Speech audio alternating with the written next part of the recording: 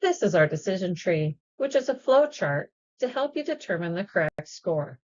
In the top right-hand corner, you will find the mental process. This is how you will think through the steps to determine your score. It reads, use the boxes on the left to determine the score of the performance based on elements completed and the quality of the performance. Score the equine and rider equally if they contribute equally to the results. This means that if both the equine and rider are equally responsible for the score, their scores should match. Adjust the equine and rider score as appropriate to their contribution. So if one of them is more responsible for the lower score, then they will be marked lower than the other.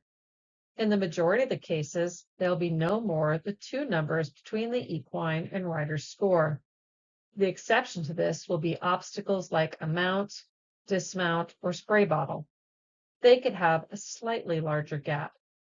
For example, if a rider dismounts and they drag their spurred heel across their equine's hiney, and they get hung up in the stirrup and don't land square, but they're riding the perfect unicorn that we all strive for, and their equine does not move, the rider will be scored much lower due to the quality compared to their equine, who stood perfectly still, but their score should still follow the decision tree.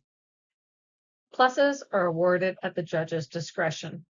A plus can be used for anything you like, such as how well the riders turned out, their effort, a good try, or good horsemanship in a bad situation. You do not give more points for a good try or good horsemanship in a bad scenario, but you can give them a plus. Determining your score. Moving to the above average range, a score can be an above average only if every element is completed and the overall quality is above average. A 10 is considered a perfect performance where all elements are completed correctly and the rider demonstrates almost imperceptible or invisible cues. The performance equals the judge's vision of perfect and makes the judge want to say that's how it's done. Let's discuss imperceptible or invisible cues.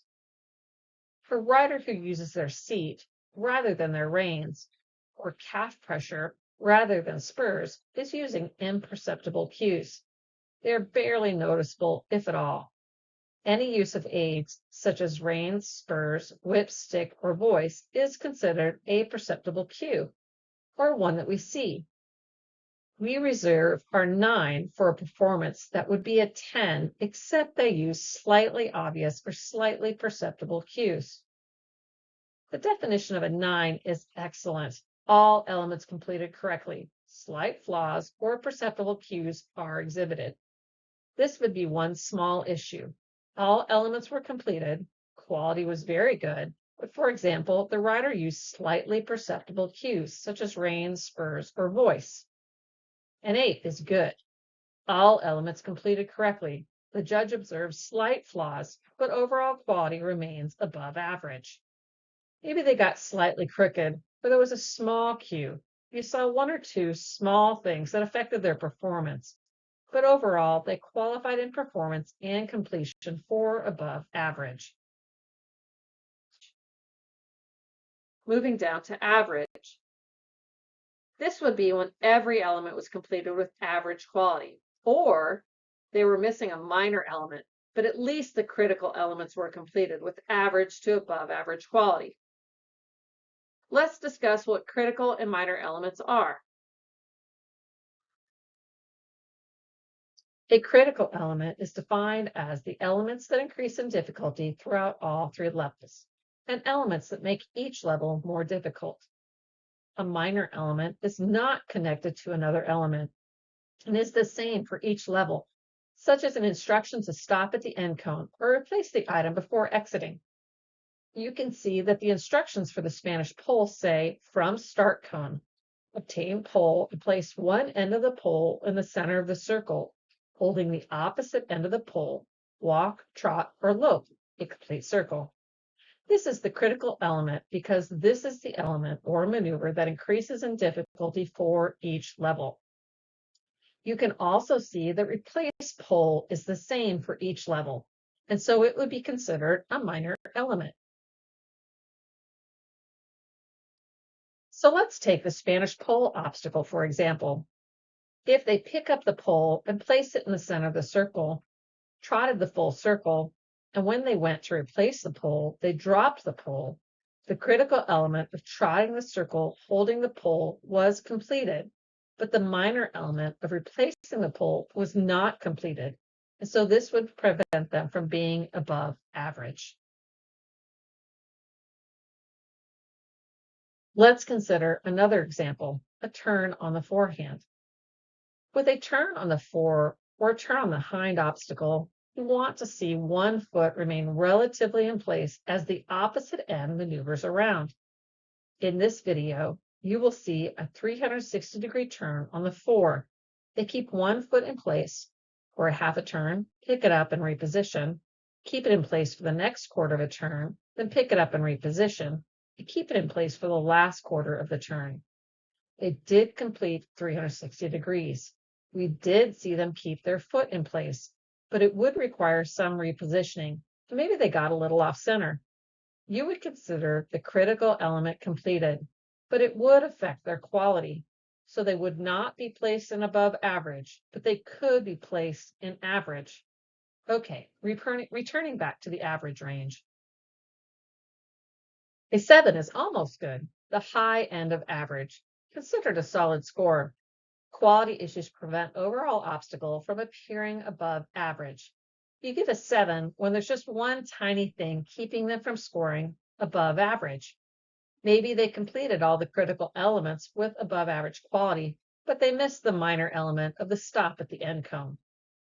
A 6 is average, better than okay, not as good as almost good. They got their critical elements completed, but there were things they could have done better, and there were things they could have done worse to stay in average. A 5 is okay, the low end of average. They got it done with quality issues, mostly complete and mostly sufficient quality. Basically, they got it done and they completed the critical element with okay quality. What we mean by mostly complete and mostly sufficient quality is that the minor element could have been missed, or the quality was okay, and just enough to be considered in the average range. Moving down to partial credit. Critical elements not completed, or a low percentage of completion or quality, or judging stop due to time, safety, or a voluntary dismount. A 4 would be close but no cigar, high end of partial credit. Quality was below average. An example would be the 360-degree turn on the fore or hind. If you never saw any foot placement and they just turn around in a circle, this is not a turn on the fore or a turn on the hind, and both the equine and rider should be placed in the partial credit range because the critical element were not completed. 3 is not pretty. A small percentage got done, or a small percentage was quality. In the case of the Spanish pole, if the equine walks up to the pole, bops it with their nose, and knocks it down, then the rider is done. You cannot reset the obstacle for them, and they cannot dismount and pick up the pole. That would be considered a voluntary dismount, and you would be done judging at that point. 2, bless your heart. Almost nothing completed, or almost all of it was low quality. So if they got past go and touched the obstacle, they would have a score of 2-2 for engaging with the obstacle. Moving down to ones. The score would be considered a 1-1 if they only got past start and did not engage with the obstacle. Past go, but no elements were completed other than passing the start point. Both the equine and the rider get a score of 1. The judge may award a plus to the rider and or the equine. So for example, if they got past the cone and they don't touch the rope, or they can't get to the bridge and they either time out or have to be called off before getting to the bridge, this is a 1-1 score. Please comment clearly on the scorecard that they only got past go. Now down to 0. There are 3 scenarios where a team would get a 0-0 score. The first is that the rider does not attempt or chooses to pass the obstacle. The second is that the team can't get past the start point. This will happen. If they cannot get past the start cone, keep trying. Be prepared to call them off. The third is if there's a fall of the rider or the equine within the obstacle start and end point. Zeros is defined as no elements were completed. Both the equine and rider get zeros. With all 0-0 scores, please comment clearly why it is a 0-0 score on the scorecard. Judge may award a plus to the rider and or the equine for these scenarios. This concludes the decision tree, the ETS Judge's Guide to Scoring video.